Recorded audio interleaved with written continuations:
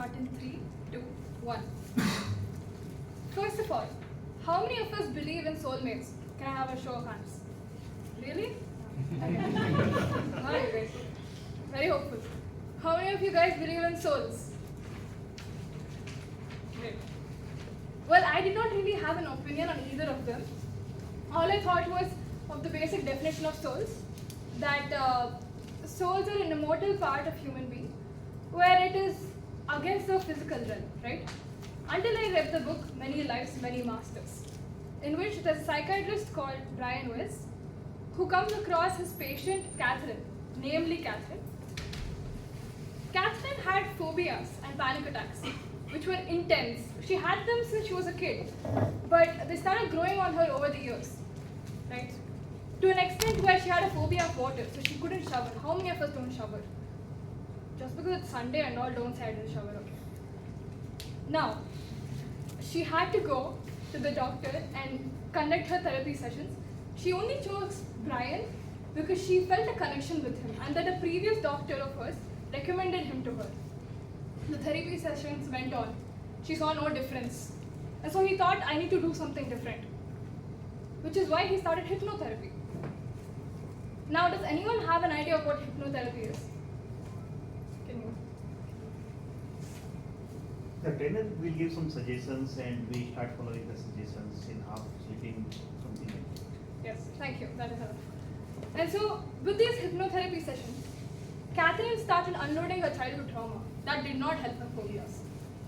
Later sessions, she started talking as if she was an Egyptian woman, along with her 76 other past lives. She started recalling actual facts that she had never uncovered in her entire life. This had them shook. Will you believe this? I did not.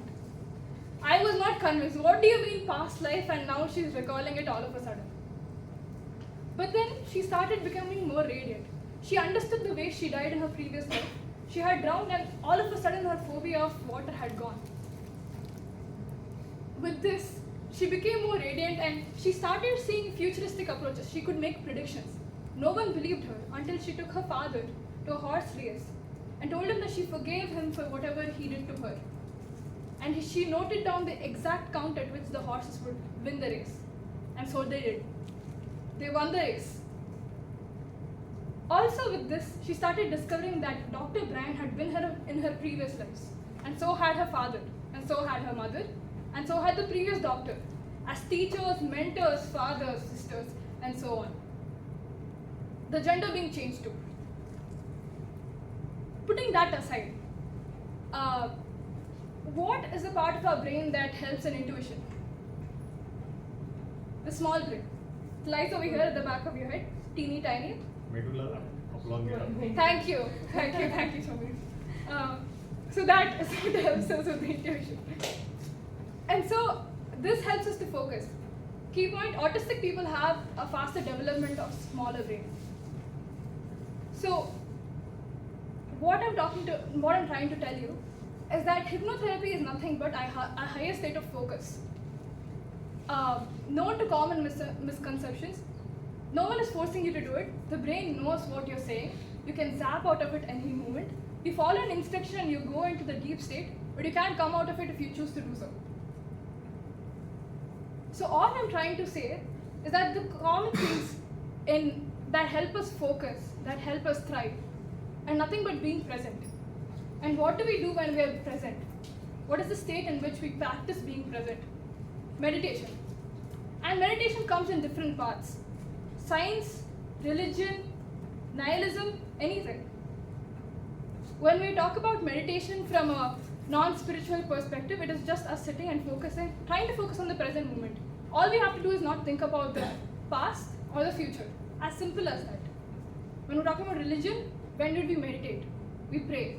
That is simply what we do. We focus. We have an entity in our mind, an idol, or a calling that we feel close to.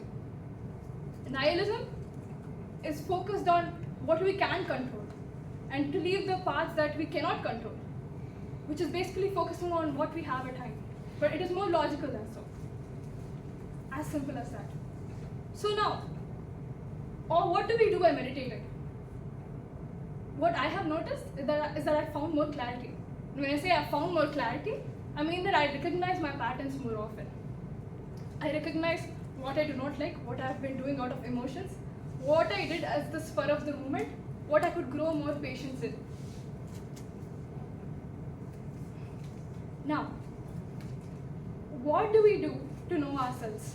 And what can we achieve by knowing ourselves? First of all, the people around us influence a lot. You guys told me that you believe in soulmates. Soulmate does not have to be one. You can have multiple soulmates. People that help you thrive. People that help you. Please don't say, I have a better half and all of that. Don't get that romantic stuff into this, okay? People who help you thrive. People who support you. Because some people in our life are circumstantial. My dad always told me there are 2-3 sectors where you can't choose the people. Parents, teachers, bosses. You cannot choose them. So the rest you can choose. You have the freedom to be whatever they are. You are the, this is something I learned from Toastmasters, by the way. You are the compilation of the 5 people around you. So be careful who those 5 people are. Be careful as to whom you put around your system, because that's what you build upon. And as the Matrix says, know thyself. And it is as simple as that.